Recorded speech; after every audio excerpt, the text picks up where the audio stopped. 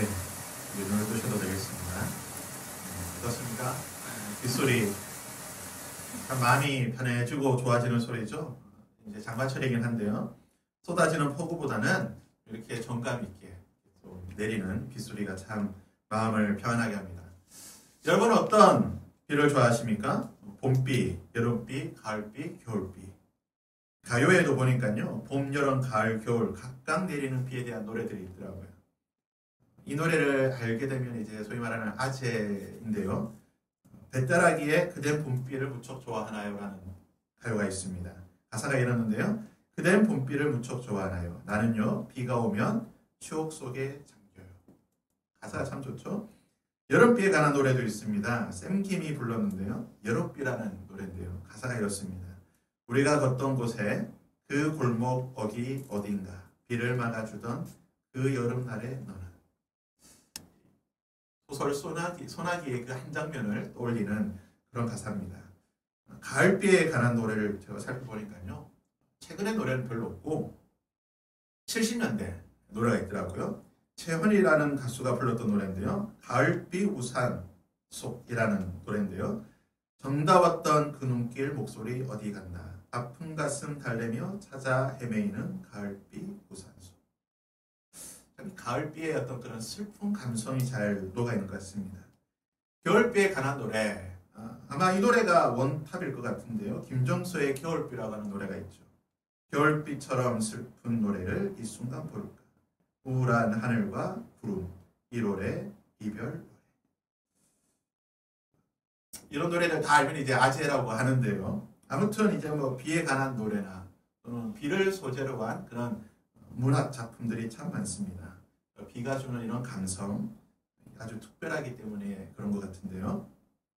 그렇게 감성적인 비도 있지만 또 아주 좀 특별한 비도 있습니다. 천문학자들의 연구에 따르면 이 태양계, 우리 태양계 행성 가운데에 천왕성과 명왕성에는 1년 내내 다이아몬드가 비처럼 내린다고 합니다. 이 과정이 뭐 자세한 것은 제가 복잡해서 좀 저도 이해를 못해서 좀 생각하고요. 아무튼 이 다이아몬드가 비처럼 내린다고 하니까요. 얼마나 좋을까 싶지만 여러분 다이아몬드는 가장 단단한 광석이죠. 웬만한 우산으로는 버티지 못합니다. 잘못 맞으면 머리가 다 깨지겠죠. 작년에 발사된 이 제임스 웹이라고 하는 우주만 안경이요. WASP-107b라고 하는 행성을 관측했는데 이곳은 아주 좀 특별한 자연 현상이 발견이 되었습니다. 이 행성에는요. 모래알이 비처럼 내린다고 해요. 그러니까 모래 폭풍이 아니라 모래알이 비처럼 이렇게 내리는데요. 더러운 차 세차하기는 굉장히 좋을 것 같긴 한데 아무튼 이 모래비라고 하죠. 모래비가 내리는 곳입니다. 새벽에 반짝이는 금성. 금성에는요. 1년 365일 고농도의 산성비가 내린다고 해요. 그래서 이 지옥 같은 환경이 금성에는 있다고 합니다. 한 곳만 더 언급해 볼까요? 지구로부터 63억 광년 떨어진 곳에 있는 HD 189733b라고 하는 이런 외계 행성이 있는데요. 이곳을 관찰해 보니까 이곳에는 1년 365일 반짝이는 유리비가 내린다고 해요. 유리비가 조각조각을 해서 내리는 곳이라고 합니다. 이외에도 보니까 천문학자들이 관측하니까 어느 행성에서는 강철, 쇳덩어리가 비처럼 내리는 곳도 있고 돌이 비처럼 내리는 곳도 있고 루비와 사파이어 같은 어떤 보석 종류가 비처럼 내리는 곳도 있다라고 관측을 하고 있습니다. 저런 비보다는 지구에 내리는 이런 비가 더 좋은 것 같습니다. 비에 대한 영상도 보고 몇 가지 흥미로운 사실도 알아봤는데요. 우리 인생에 가장 필요한 비가 무엇일까? 언제 우리에게 비가 필요할까? 또 우리에게 비가 필요하다고 하면 어느 정도의 비가 필요할까? 오늘 본문의 말씀을 통해서 하나님께서 우리에게 주시는 비가 무엇인지, 언제 우리에게 이런 비를 주시는지, 그리고 어느 정도의 비를 주시는지 오늘 말씀을 통해 우리가 한번 살펴보고 하나님 우리 삶 가운데 이러한 하나님의 은혜가 있게 하여 주옵소서 함께 기도하는 시간을 갖도록 하겠습니다. 이스라엘 백성들은 원래 유목민족입니다. 즉 양과 염소를 치고 풀을 찾아 돌아다니는 민족이라는 겁니다. 이 유목민이라고 하는 것은요. 그의 비에 대해서 그렇게 민감한 사람들이 아닙니다. 물론 이 건기가 찾아오게 되면 비가 없는 건기가 되면 풀이 마르기 때문에 우기인 지역으로 가야 됩니다. 풀이 많은 지역으로 가야 되죠. 그래서 비가 오는 시기를 좀 구별할 필요는 있지만 그러나 그것이 그렇게 중요한 문제는 아니에요. 그들의 생존을 좌우할 만큼 아주 중요한 문제는 아니라는 겁니다. 유목민일 때는 양과 염소를 칠 때는 그렇게 비에 민감하지는 않지만 이스라엘이 가나안에 들어가서 정착을 하게 되고 농사를 짓게 되는 농경 문화 속에 생활하게 될 때에는 그들에게 있어서 가장 중요한 것이 무엇이냐? 바로 비라는 것입니다. 여러분 농사할 때 가장 중요한 게 뭡니까? 비죠. 비가 언제 오는지, 얼마나 오는지, 그리고 어느 지역에 오는지 이것이 너무나 중요합니다.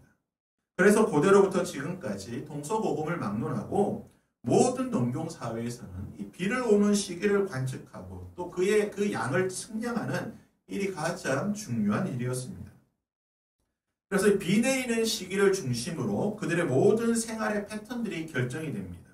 즉, 이 절기라고 부르는 것, 이것이 연간 스케줄이 비를 중심으로 결정이 된다는 거예요. 그리고 한 걸음 더 나아가 이 비를 중심으로 그들의 문화들이 결정이 됩니다. 각종 신화와 전설 또는 신들의 이야기가 이 비를 중심으로 이루어지게 되는 것입니다. 한 가지 예를 들면요. 이집트는 그들이 항상 보는 것이 나일강입니다. 그래서 그들에게 있어서 가장 중요한 것은 나일강인데 나일강이 범람을 해야지만 넘쳐야지만 농사가 잘 되는 거예요. 그래서 비가 언제 내려서 이 나일강이 범람하는가 이것이 굉장히 중요합니다. 그래서 태양과 바람과 비와 구름 이것이 너무나 중요하기 때문에 이와 관련된 동물들이 이와 관련된 것들이 신으로 추앙을 받게 되고 신화의 중심이 되고 있습니다. 이것은 가나안을 중심으로 하는 메소포타미아 지역 역시 마찬가지입니다. 메소포타미아 지역의 가장 중요한 신은요 바알과 아세라입니다. 이들은 농사와 관련된 신입니다. 비와 구름, 바람을 주관하는 신. 그래서 이들의 생활 패턴, 바알과 아세라가 어떻게 생활하느냐에 따라서 절기가 결정이 되는 것이고 절기에 따라서 농사 스케줄이 결정이 되고 농사 스케줄이 결정이 되면은 그들의 모든 문화생활, 특별히 종교의식이 결정이 됩니다. 그래서 가나안에서 농사를 짓는다는 것은 단순히 농경 문화만 있는 것이 아니라 바알을 어떻게 섬겨야 되는가, 종교 생활을 어떻게 해야 되는가, 바알이 어떤 행동을 하고 바알이 어떤 일을 할 때에 비를 주는가, 어떤 일이 있을 때 비를 주지 않는가, 어떻게 하면 바알을 만족시켜서 바알이 우리에게 비를 주게 할 것인가, 이것이 농경 문화에 그대로 적용된다는 겁니다. 지난주에 살펴보았지만 호세아 선지자가 했던 말이 무엇입니까? 이스라엘 백성들의 입술 가운데에 바알의 이름을 제거해버리겠다. 바알이 내 남편이라고 부르지 못하게 하겠다라고 하나님께서 말씀하셨습니다. 그래서 하나님께서는 이스라엘 백성들이 가나안에 들어갈 때에 아주 특별한 명령을 하시게 되는데요. 신명기 20장 16절과 17절에 보면 하나님께서 이스라엘 백성들에 이렇게 명령하십니다. 오직 내 하나님 여호와께서 내게 기업으로 주시는 이 민족들의 성읍에서는 호흡 있는 자를 하나도 살리지 말지니 곧 헷 족속과 아모리 족속과 가나안 족속과 브리스 족속과 히위 족속과 여부수 족속을 내가 진멸하되 내 하나님 여호와께서 내게 명령하신 대로 하라. 이것이 바로 소위 말하는 이제 진멸 명령이라는 것입니다. 이스라엘 백성들이 가나안에 들어갔을 때에 행해야 될 일이 무엇이냐? 바로 진멸입니다. 말 그대로 모든 것을 다 죽이라는 겁니다. 호흡 있는 자를 하나도 살리지 말지니 여기에는 남녀노소 구분이 없습니다. 갓 태어난 아기든 백세 노인이든 남자든 여자든 정상인이든 장애인이든 구별이 없습니다. 가나안에 있는 모든 자를 다 죽여라. 호흡 있는 건 다 죽여버려라. 심지어는 동물까지도 죽이라고 말씀하셨습니다. 즉 가나안에는요 그냥 풀 빼고 그냥 움직이는 모든 것은 다 죽여야 된다는 겁니다. 이것이 진멸 명령입니다. 너무나 끔찍하고 잔인한 명령 아닙니까? 우리가 하나님을 사랑의 하나님이라고 말하고 있는데 아니 어떻게 사랑의 하나님께서 이렇게 잔인한 명령을 할 수가 있는가? 1221년 징기스칸이 이 호라즘 제국이라고 하는 오늘날 이제 카자흐스탄과 그 인근 지역인데요. 그 인근 지역을 정벌할 때에 역사 기록에 따르면 7일 동안 120만 명을 죽였다고 합니다. 그래서 이 서방 세계에서는요, 이 징기스칸을 뭐라고 불렀는가? 지옥에서 온 군대다. 120만을 그냥 일주일 만에 죽여버리니까. 그러게 따르면 사람들의 피로 성에 다니는 사람의 무릎에 피가 찰 정도로 그렇게 엄청난 학살이 있었다고 합니다. 2000년 전, 이보다 2000년 전에 이스라엘 백성들이 가나안에서 정벌할 때 모습이 바로 이와 비슷하죠. 모든 것을 다 죽여버리는 거예요. 가는 곳마다 생명을 죽여라. 마치 지옥에서 온 군대와 같이 어떠한 사랑과 자비 없이 죽이라는 겁니다. 근데 왜 하나님께서 이런 명령을 하셨습니까? 신명기 28장 17절, 이 바로 다음 구절에 이렇게 하나님께서 말씀하십니다. 이는 그들이 신들에게 행하는 모든 가증한 일을 너희에게 가르쳐 본받게 하여 너희가 너희 하나님 여호와께 범죄할까 함이라. 아니, 하나님께서 왜 진멸하라고 하셨습니까? 그들이 그들의 신들을 행하는 모든 가증한 일을 너희에게 가르쳐 본받게 하여 하나님께 범죄할까 봐 가나안의 모든 것들을 다 진멸하라. 좀 전에 말씀드린 내용을 연결해서 설명하면 이렇게 설명할 수가 있습니다. 유목민이던 이스라엘 백성들, 유목문화였던 이스라엘 백성들은요, 하나님만 그냥 바라보면 됩니다. 왜요? 풀을 찾아 돌아다니는 것이 하나님께서 여기 가라고 하면 가면 되는 거고, 여기에 머물라라고 하면 그냥 머물면 됩니다. 하나님의 인도에 따라서 그냥 돌아다니면 되는 거예요. 광야 40년의 생활이 어땠습니까? 그들은 특별히 자연 변화를 살펴보며 걱정할 필요가 없습니다. 어디에 비가 내릴까 살펴볼 필요가 없어요. 왜 그렇습니까? 모든 것을 하나님께서 주시니까. 아침에 하나님께서 만나를 주시니까 만나 먹으면 되는 거예요. 고기가 먹고 싶으면 하나님께서 뭘 주십니까? 하나님께서 메추라기를 보내주셔서 고기를 먹게 해주십니다. 목이 마르면 하나님께서 바위에서 샘을 터뜨려 물을 주시니까 걱정이 없는 거예요. 자연의 변화, 언제 비가 오고 언제 태양이 나고 이거 걱정할 필요가 없습니다. 그냥 하나님의 말씀대로 하나님만 바라보고 살아가면 되는 거예요. 근데 가나안은 다릅니다. 가나안은 농사를 짓습니다. 보리 농사, 밀 농사, 포도 농사, 올리브 농사, 무화과 농사, 각종 농사를 짓게 되는데 농사에서 가장 중요한 것이 바로 해와 비입니다. 하늘을 쳐다봐야 되는 거예요. 언제 비가 내릴지, 언제 태양이 나는지 하늘의 변화가 가장 중요하기 때문에 여기에 예민하고 지켜볼 수밖에 없는 겁니다. 그리고 가나안은 농사 짓는 일을 할 때 필요한 그 비와 이 모든 것들에 자신의 신화, 자신의 전설을 섞어 놓았습니다. 즉 바알과 아세라를 비롯한 각종 신들의 이야기를 이곳에 섞여 있기 때문에 이것이 농경 문화이기 때문에 어떻게 하면 비가 내릴 수 있는가? 바알을 어떻게 해야지만, 바알이 어떤 마음이 있어야지만 비가 내리는가? 바알과 아세라가 무엇을 해야지만 비가 내리고 멈추는가? 어떤 재물을 바쳐야지만 이 땅에 비가 내리는가? 이 농사 짓는 것이, 이 모든 것들이 종교 행위와 관련이 되었다는 겁니다. 하나님의 말씀대로 이스라엘 백성들은 농사 지을 줄을 모릅니다. 가나안에 들어가서 농사 짓고 살려고 하면 이제 농사 짓는 법을 배워야 되는데 누구한테 배워야 됩니까? 가나안 사람들한테 배워야 된다는 거예요. 가나안 사람들한테 농사 짓는 법을 배우게 되면 필연적으로 단순히 농사 짓는 것만 배우는 것이 아니라 그 문화 속에 핵심적인 바알과 아세라를 섬기는 우상 숭배하는 문화를 같이 배워야 된다는 거예요. 동지 때는 어떻게 바알을 섬겨야 되는가?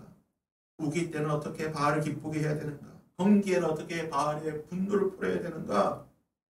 모든 것이 바알과 아세라와 연결이 되어 있으니까 하나부터 10까지 배울 때에 모든 것들을 바알과 아세라, 이방 종교 우상 숭배를 배워야 된다는 것. 농사 짓는 법을 배우는 것이긴 하지만 실상은 바알과 아세라를 섬기는 법을 배우는 거예요.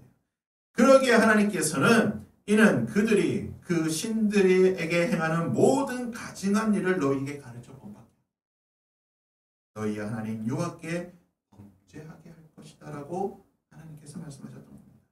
그렇다면 하나님께서 가나안에 들어가는 이스라엘 백성들에게 원하시는 것, 하나님께서 그들에게 가르쳐 주기를 원하셨던 것이 무엇입니까? 여호수아 23장 3절에 하나님께서 이렇게 말씀하고 계십니다. 여호수아 23장은요, 여호수아가 마지막으로 했던 설교의 말씀입니다. 그 가운데 몇 절의 말씀을 제가 읽어드립니다. 여호수아 23장 3절입니다. 너희의 하나님 여호와께서 너희를 위하여 이 모든 나라에 행하신 일을 너희가 다 보았거니와 너희의 하나님 여호와 그는 너희를 위하여 싸우시니시라. 23장 6절과 7절입니다. 그러므로 너희는 크게 힘써 모세의 율법책에 기록된 것을 다 지켜 행하라. 그것을 떠나 우로나 좌로나 치우치지 말라. 너희 중에 남아있는 이 민족들 중에 들어가지 말라. 그들의 신들의 이름을 부르지 말라. 그것들을 가리켜 맹세하지 말라. 또 그것을 섬겨서 그것들에게 절하지 말라. 23장 11절입니다. 그러므로 스스로 조심하여 너희의 하나님 여호와를 사랑하라. 그리고 24장 14절과 15절에 이렇게 권면하고 있습니다. 그러므로 이제는 여호와를 경외하며 온전함과 진실함으로 그를 섬기라. 너희의 조상들이 강 저쪽과 애굽에서 섬기던 신들을 치워버리고 여호와만 섬기라. 만일 여호와 섬기는 것이 너희에게 좋지 않게 보이거든 너희 조상들이 강 저쪽에서 섬기던 신들이든지 또는 너희가 거주하는 땅에 있는 아모리 족속의 신들이든지 너희가 섬길 자를 오늘 택하라. 오직 나와 내 집은 여호와를 섬기겠노라. 하나님께서 이스라엘 백성들에게 원하셨던 것이 무엇입니까? 애굽신과 가나안 신들 치워버려라. 하나님만 섬기라는 거예요.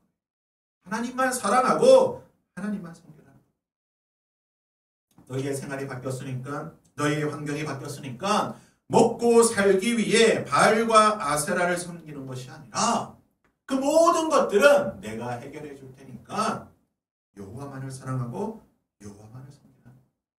바알을 사랑하여 바알을 내 남편이라 부르지 말고 하나님을 사랑하고 하나님을 내 남편이라고. 이것이 하나님의 말씀인 겁니다. 우리가 구약 성경을 자세히 살펴보면 이스라엘 백성들이 우상 숭배하는 모습이 아주 좀 한 가지 특별한 점이 있습니다. 우리가 우상 숭배하면 무엇을 생각합니까? 뭐 이렇게 불상을 두고 그 앞에 절을 한다든지 또는 뭐 힌두교인들이나 또는 무슬림들이 절을 하는 특정한 신을 섬기는 것을 우리가 우상 숭배라고 생각합니다. 맞습니다. 그것이 우상 숭배입니다. 그런데 성경에서 보게 되는 우상 숭배는 단순히 그런 차원을 넘어서는 것입니다.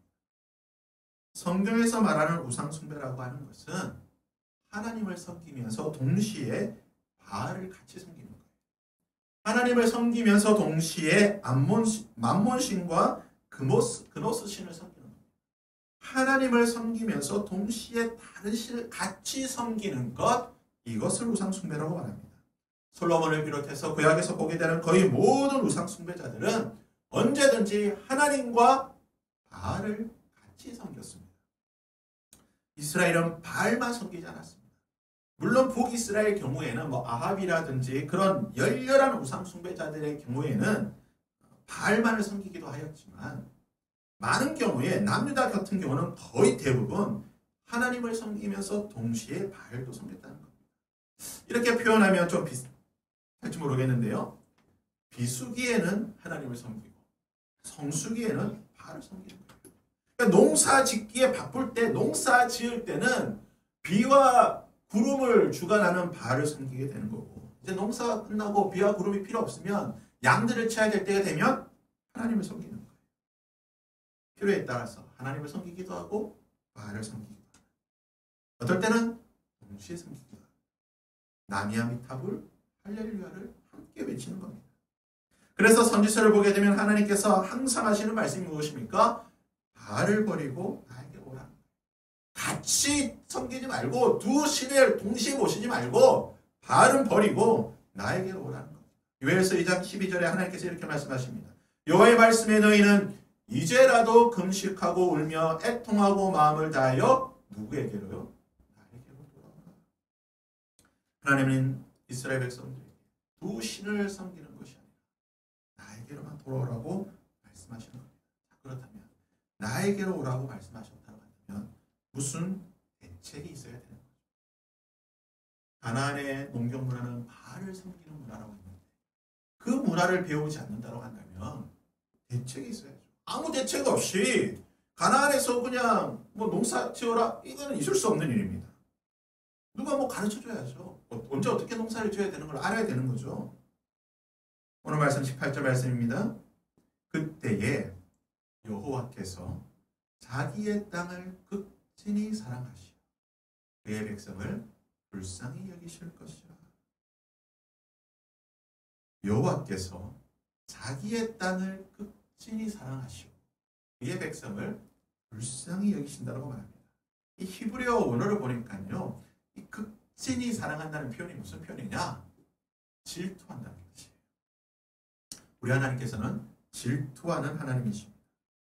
우리를 사랑하시고 그의 땅, 하나님께서 약속하신 그 가나안 땅을 사랑하시는데 질투할 만큼 사랑한다. 하나님이 질투하시고 다른 사람들이 보기에도 질투심이 일어날 만큼, 요즘 아이들 말로 표현하면 어떻게 표현할까요? 집착이 쫀다고 할까요? 하나님이 너무나 집착한다는 거예요. 그의 땅을 그냥 엄청나게 집착하시고 그의 백성들을 너무나 사랑하시고 집착하신다. 그냥 걱정하지 말라는 거예요. 그 땅이 망하도록, 그 땅이 이삭을 싹을 내지 못하도록, 그 땅이 메말라 비틀어지도록 하나님은 그 땅을 버리시는 분이 아니라 하나님께서 책임져 주신다는 겁니다. 그 땅과 백성을 사랑하시고 불쌍히 여기시는 하나님께서 그 땅 가운데 무엇을 하십니까? 19절 말씀입니다. 내가 너희에게 곡식과 새 포도주와 기름을 주리니 너희가 이로 말미암아 그 땅을 극진히 사랑하시는 하나님께서 그 땅에서 곡식과 새 포도주와 기름이 나게 하셔서 이것으로 너희에게 흡족하게 하리라. 얼만큼요? 흡족하게. 언어적으로 보면요, 배가 불러서 그냥 어쩔 줄 모를 만큼 성경에 나오는 표현대로 방주리에 넣어서 흔들어서 차고 넘치도록 꽉꽉 채워주시겠다. 어디서요? 그 땅에서 나는 것으로. 얼마나 좋으신 하나님이십니까? 어떻게 합니까? 한 걸음 더 나아가서 하나님께서 이렇게 말씀하고 계십니다. 22절입니다. 들의 풀이 싹이 나며 나무가 열매를 맺으며 무화과 나무와 포도나무가 다 힘을 내는구나. 하나님께서 그 땅을 사랑하셔서 그 땅에서의 땅들의 풀들이 싹이 나고 포도나무와 무화과 나무가 다 힘을 낼 수 있도록 하나님께서 그 땅을 사랑해 주신다. 그 결과 24절에는 마당에는 밀이 가득하고 너희의 독에는 새 포도주와 기름이 넘치리라. 하나님께서 거듭 약속하시는 겁니다. 너희가 그 땅의 소산으로 말미암아 너희 가운데에 풍성함이 있게 될 것이다. 이렇게 풍성하려고 하면 농사를 지어야 됩니다. 하늘에서 이제 만나가 내리지 않아요. 가나안에 들어가는 순간 만나가 끊겼습니다. 만나가 내리지 않기 때문에 농사를 지어서 채워야 되는데 농사를 지으려면 발과 아세라를 이 땅 백성들이 섬기는데 하나님만 사랑하고 하나님만 섬겨서 어떻게 농사를 지어야 합니까? 어떻게 하늘에서 비가 내리고 구름이 일어나고 태양이 가득하게 비칠 수 있겠습니까? 오늘 말씀 23절입니다. 요엘서 2장 23절의 말씀을 함께 읽겠습니다. 함께 읽습니다. 시작. 시온의 자녀들아 너희는 너희 하나님 여호와로 말미암아 기뻐하고 즐거워할지어다. 그가 너희를 위하여 비를 내리시되 이른 비를 너희에게 적당하게 주시리니 이른 비와 늦은 비가 예전과 같을 것이라. 이스라엘 백성들이 그곳에서 보리 농사와 밀 농사를 짓게 되는데 가나안이라는 곳이 그렇게 비가 많은 지역이 아닙니다. 강수량이 많지가 않습니다. 그냥 농사 짓기에 적당하게 비를 내리는데 이 건기와 오기가 아주 뚜렷합니다. 그래서 현재 기준으로 오늘 우리가 쓰고 있는 이 그레고리력 달력을 기준으로 10월 달이 오기가 시작되는 시기입니다. 그래서 10월 달에 내리는 비가 이른비입니다. 이 이른비가 내려야지만 이 여름 건기로 인해서 메마르고 굳어버립니다. 이 건기 동안 굳어있던 땅이 이른비가 내려서 땅이 농사짓기에 좋은 땅이 되는 거예요. 그런데 이 이른비가 너무 많이 내려가 안 됩니다. 너무 많이 내리면 땅이 유실된다든지 질퍽해져서 파종할 수가 없어요. 그래서 적당하게 내려야 돼요. 땅을 갈아볼 수 있을 만큼 적당한 비가 내려야 됩니다. 늦은 비라고 하는 것은요, 우리가 쓰고 있는 현재 달력 기준으로 3, 4월경에 이 봄에 내리는 비입니다. 근데 이 늦은 비라고 하는 것은 비의 양이 중요한 것이 아니라 비가 내리는 때가 중요합니다. 언제 내려야 되냐? 이때가 바로 이제 보리를 추수하고 보리를 추수하면서 밀에 이삭이 팰 때인데요. 너무 비가 일찍 와도 안 됩니다. 일찍 오면요, 알곡이 며칠 잡고 그냥 썩어버립니다. 너무 비가 늦게 오면요, 이 알곡이 제대로 맺혀지지 않고 그냥 이 뭐라고 할까요? 그냥 빈 쭉정이가 되어버리는 경우들이 많습니다. 그래서 가장 좋은 타이밍에 그냥 알곡이 썩지도 않고 매발지도 않는 아주 적당한 타이밍에 와야 되는 거예요. 그래서 보리를 수확하고 또 밀이 싹이 잘 피어서 6월 달에 또 밀을 수확하는 이런 도움이 될 수 있는 이 늦은 비는 오는 타이밍이 중요합니다. 한 해 농사를 결정하는 가장 중요한 비는 이 이른 비와 늦은 비입니다. 하나님의 말씀이 무엇입니까? 너희가 여호와를 기뻐하고 즐거워하며 이른 비와 늦은 비를 주고 가장 적절한 양으로 너희에게 줄 것이고 가장 좋을 때에 알맞은 때에 비를 줄 것이다. 누가 준다고 합니까? 바알이 아니라 하나님을 기뻐하고 즐거워할 때, 하나님을 잘 섬기며 예배할 때에, 하나님을 사랑하며 즐거워할 때에 내가 너희들에게 비를 줄 것이다. 그러니까 이스라엘 백성들이 하나님과 바알을 함께 섬긴다고 말씀드렸습니다. 농사 지을 때는 바알을, 농사 짓지 않을 때는 양을 칠 때는 하나님을 섬긴다고 말씀드렸습니다. 이스라엘 백성들이 생각하기에는 바알은 농사의 신이고 하나님은 유목의 신이기 때문에 농사를 지으려고 하면 바알을 잘 섬겨야 된다고 생각했는데 하나님의 말씀이 무엇입니까? 아니라는 거예요. 너희가 농사를 짓든 목축을 하든 무엇을 하든 너희들의 모든 것들은 누가 책임진다고요? 하나님. 내가 책임질 테니까 나를 사랑하고 나를 섬겨. 너희들에게 가장 좋은, 가장 적절한 그 늦은 비와 이른 비를 내가 너희들에게 줄 것이다. 다른 거 필요 없으니 나를 사랑하고 나를 예배하며 나와 함께 있을 때에 내가 이 모든 것을 너희들에게 주겠다라고 하나님께서 약속하시는 겁니다. 우리 하나님은 어떤 분이십니까? 우리 하나님은 가장 좋은 때를 아시는 분이십니다. 우리 하나님은 가장 적절한 것을 아시는 분이십니다. 내 마음이 아프고 괴로울 때 하나님 우리에게 가장 좋은 비를, 가장 좋은 것을 나의 마음속에 주시는 분이십니다. 내 인생의 문제가 해결되고 내 삶이 평온해지고 내 모든 것들이 많아지고 내 마음이 교만해질 때에 하나님께서는 내가 넘어지지 아니하도록 내가 겸손해질 수 있도록 하나님은 내 삶 속에 적당하게 비를 내려주시고 나의 삶을 이끌어 가시는 분이십니다. 내가 힘들어 지쳐 쓰러져 갈 때, 내가 죽음을 생각하며 괴로운 그 시간에 하나님은 나에게 가장 알맞은 그 시간에 가장 좋은 은혜의 비를 내 영혼을 소생시키시며 내 영혼을 살릴 수 있는 그런 비를 내리는 분이라는 겁니다. 지금 우리에게 하시는 하나님 말씀을 들으십시오. 그때에 여호와께서 자기 땅을 극진히 사랑하시고 그의 백성을 불쌍히 여기실 것이요 내가 다시는 너희가 다른 나라들 가운데 욕을 당하지 않게 할 것이며 너희를 위하여 비를 내리되 이른 비와 너희에게 적당하게 주리니 이른 비와 늦은 비가 예전과 같을 것이라. 마당에는 밀이 가득하고 독에는 새 포도주와 기름이 넘치리로다. 사랑하는 여러분, 우리 하나님은 은혜로우시며 자비로우시며 노하기를 더디하시며 인애가 크신 하나님이십니다. 그 하나님께서 오늘 지금 우리에게 가장 좋은 은혜의 비를 내려주시기를 축복합니다. 내 영혼 가운데, 내 삶 가운데에, 나의 마음 가운데에 가장 좋은 그 성령의 비를 하나님께서 내려주시기를 축복합니다. 나의 상처 있고 메말라버린 마음, 단단하게 굳어져 버린 이 마음 가운데 나의 마음을 부드럽게 만들어주고 그 용서의 비를, 그 성령의 비를 하나님께서 지금 우리에게 내려주시기를 축복합니다. 하나님께서 우리를 극진히 사랑하시고 늦은 비와 이른 비를 우리에게 예전과 같이 내려주시기를 주님의 이름으로 축복드립니다.